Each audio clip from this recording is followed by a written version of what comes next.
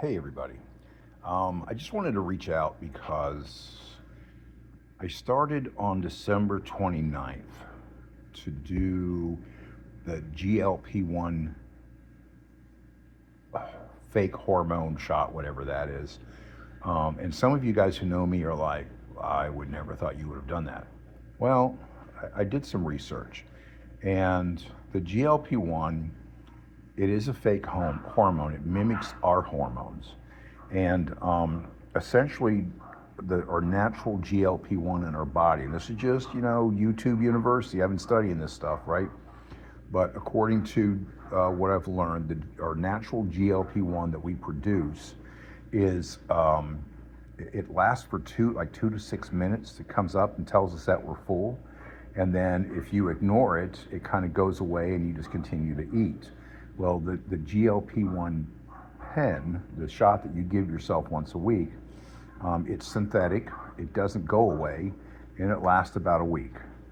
So when you first take the GLP-1 shot, if you're thinking about doing it, and please do your research, it will it'll make you nauseous, sick, diarrhea, like you don't want to eat. No, no, no. So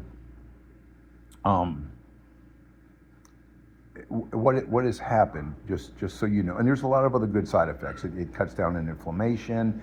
There's a lot of things that GLP-1 does. So we decided, and my wife Janelle, she's doing it with me as well.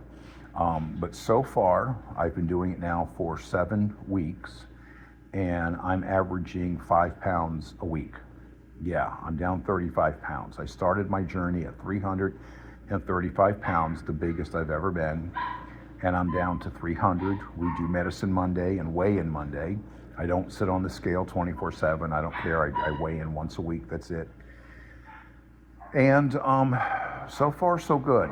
So I'm going to be giving you guys updates throughout the week. Don't watch them if you don't care. I wouldn't. But if you're thinking about it and you kind of want to see what's going on, I'm going to start trying to give you guys updates once a week. And the reason for that is that this journey is 1 year. It's honestly 52 weeks. And so along with that, there's a couple things you need to do. You need to increase your protein intake, cut out all sugar. I mean, sugar's bad. As John Pettit used to say, nay, nay, yeah, no sugar. Right behind that, believe it or not, is pasta. I mean, it just makes you feel like, bread is a close third. Yeah. I'm to the point now where I can have a little piece of toast, but I'm trying to capitalize on this diet. So I'm not just giving myself a shot, because that's stupid. I mean, think of how stupid this process is. I'm giving myself a shot not to eat. Why don't I just not eat? Yeah, I know. I feel pretty stupid when I think about it that way. But anyways, I give myself a shot. It's not really the strongest on the first day, on Monday. Tuesday, oh, it's bad. Wednesday, Thursday, Friday, throughout the week, and come Sunday, it's barely noticeable. So Sunday is typically our cheat day. I believe every successful diet, you built in a cheat, right? When I teach people about real estate, I let them know that every successful investment starts with your exit plan. If you don't have an exit plan, don't enter, because you're going to get so sideways. So anyways, let's see. Oh, so you have to increase your protein, and then there's a possibility of you losing muscle tone. So that's not a good thing, because what typically happens to people on these diets is they go through the year, they lose a bunch of muscle tone, they lose their weight, and then within about 7 months, they've gained 80% of their weight back.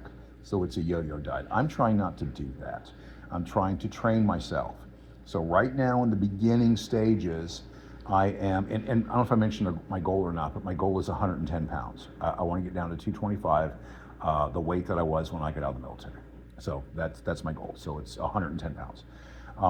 And so I don't want to yo-yo. So when I get down my weight, and you can see I'm doing 5 pounds a week, and of course that's going to slow down.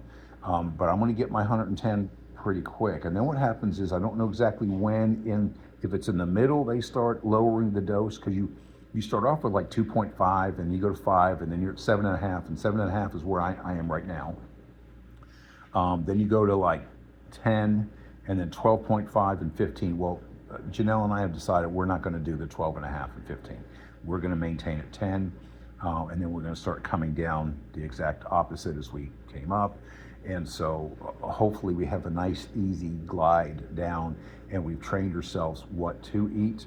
We're also really studying the whole ketosis thing, where your body is no longer going after sugars, which is a good thing because you're not putting any sugars in there.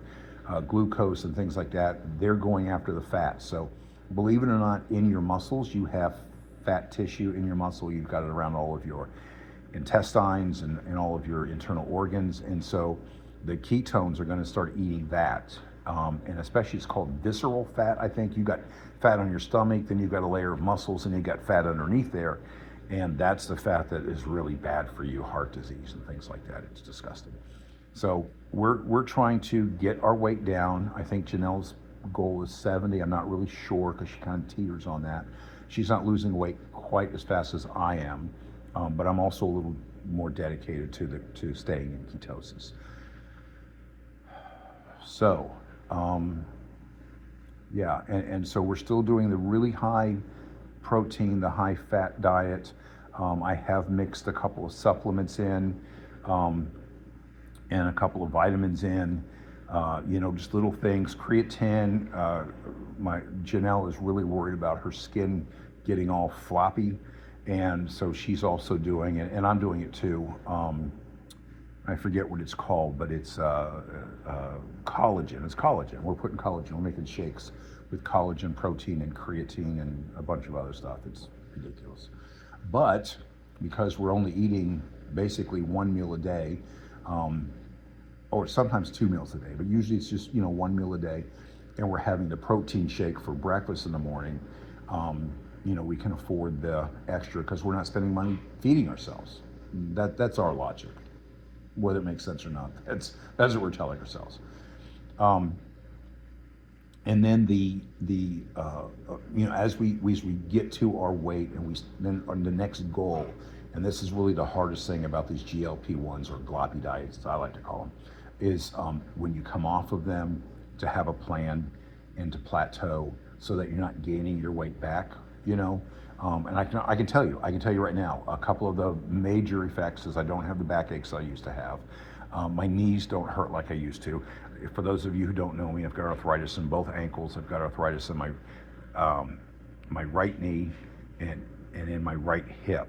No, I'm sorry. I've got arthritis in both knees, my right ankle and right hip, and I've got bilateral inguinal hernias. So it's not easy to walk around, but I've lost 35 pounds, and let me tell you, walking is a lot easier. It used to be when I got out of the car, I would twist my knee, and I was stuck in a chair for a day or two. Now, I don't twist. I don't have all that extra 35 pounds. I was also told, and I'm not sure, but I was told that there's for every 1 pound that you're overweight, it's like 9 pounds on your joints. I may be wrong. Anyways, I wanted to reach out, and I will do this once a week. And once I post this on YouTube, if you guys have any comments or concerns or questions or any way that you can help me along this journey, I'm all ears, man. I really am. I'm all ears. I'm talking to my chiropractor. I'm talking to my physical therapist. I've reached out to my general practitioner, my cardiologist, because if you guys don't remember, you guys may not remember, but last time I started to diet, it was like 2 years ago. And it was my New Year's resolution that I was going to fast for 30 days. Yeah, I fasted for 30 days. I lost 40 pounds, ended up in the hospital, had a cardiac event. Not fun. So now I'm real close to the 40 pounds again, and I'm still on the medications for blood pressure and things like that. So I've reached out to my general practitioner and my cardiologist to say, what do you guys recommend? Yeah, because I don't want to end up in a hospital again. I don't want to go backwards. This is my journey from here on out. And I want to be healthy, I'm real close to retiring. I got like a couple of years, and I'm going to start traveling. I'm going to start seeing the world at 65 and see how much of the world I can see. That's my goal. That's my game plan. My real goal, don't tell my wife, but I want to build my own motorhome. That'll be fun. Anyways, Okay, so I'm going to put this on my regular YouTube channel. I don't expect anyone to follow it or even listen to it. Maybe this is something that I'll just look back at and say, well, it was fun doing, and oh, I remember when I was at that stage. And maybe if nothing else, it'll just encourage me to kind of keep it up, you know. So I am going to put this out once a week, and if there's any other, you know, huge milestones that I've overcome, maybe I'll throw in a short little snippet or something. But I'll try to keep it, you know, as short as I can, you know, maybe 10, 15 minutes, or maybe shorter. Who knows? Maybe you guys are like, this guy just rambles. Okay. Well, I'm out. If you want to know more, like I said, reach out. I'm going to put this on my YouTube channel, and then we'll go from there. Thanks, guys. Bye.